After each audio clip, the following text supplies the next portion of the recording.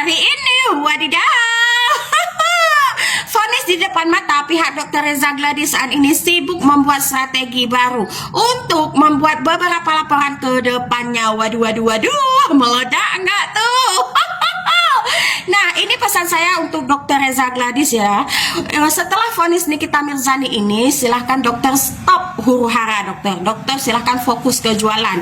Ya, jujur Li, untuk kedepannya dokter tidak mendapatkan apa-apa. Ya, kalau dalam kasus ini mungkin dokter mendapatkan kepuasan batin karena telah memproses Nikita Mirzani. Tapi untuk kedepannya dokter tidak mendapatkan apa-apa.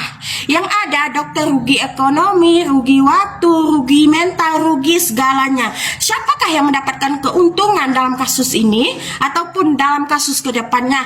Ya, itu dia. Pahlawan yang orang-orang yang merasa dirinya pahlawan dalam kasus ini, dok. Jujur dok, banyak orang yang sedang cari makan dalam kasus dokter, ya.